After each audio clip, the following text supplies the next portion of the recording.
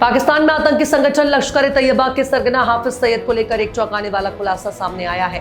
उसका बेटा तलहा सईद अब खुलकर मीडिया के सामने आ रहा है और उसने दावा किया है कि हाफिज सईद पाकिस्तान सरकार की सुरक्षा में पूरी तरह सुरक्षित और आराम से रहा है। एक ताजा इंटरव्यू में तलहा सईद ने कहा कि उसे पूरा यकीन है कि पाकिस्तान कभी भी हाफिज सईद को भारत के हवाले करने का विचार तक नहीं करेगा।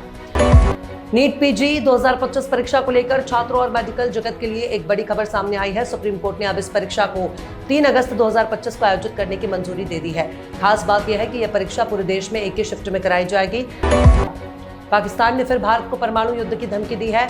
सिंधु जल समझौता सस्पेंड किए जाने के भारत के फैसले को लेकर बिलावल भुट्टो जरदारी ने परमाणु युद्ध की धमकी दी है। उनका कहना है कि सिंधु जल संधि का उल्लंघन करने भारत पाकिस्तान के जल संसाधनों को बाधित कर रहा है और जल पर पहला परमाणु युद्ध छिड़ने की नींव रखी जा रही है।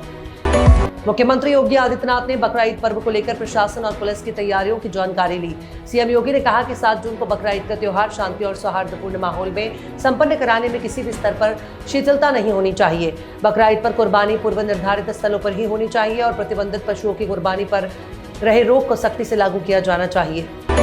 प्रधानमंत्री नरेंद्र मोदी ने जम्मू कश्मीर में रियासी जिले में बने चुनाव ब्रिज का उद्घाटन किया। इस दौरान पीएम मोदी तिरंगा लहराते नजर आए। ये चीन और पाकिस्तान के लिए एक बड़ा संदेश था जो बार बार भारत की सीमाओं और संप्रभुता को चुनौती देते हैं। ये पुल चुनाव नदी पर बना है और इसे दुनिया का सबसे ऊंचा रेलवे पुल माना जाता है।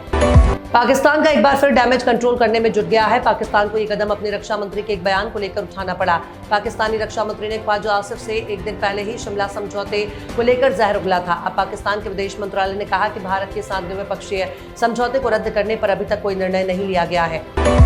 भारतीय रेलवे ने जम्मू कश्मीर को देश के अन्य हिस्सों से जोड़ने की दिशा में एक और महत्वपूर्ण कदम उठाया। श्री माता वैष्णो देवी कटरा से श्रीनगर के बीच वंदे भारत एक्सप्रेस ट्रेन की शुरुआत होने जा रही है, जो कश्मीर घाटी की पहली सेमी हाई स्पीड ट्रेन होगी। ये ट्रेन न केवल यात्रा के समय को कम करेगी बल्कि पर्यटन और कनेक्टिविटी को भी बढ़ावा देगी। भारत में कोविड-19 के मामलों में वृद्धि देखी जा रही है। देश में लगातार दूसरे दिन 7 कोविड से संबंधित मौतें दर्ज की हैं।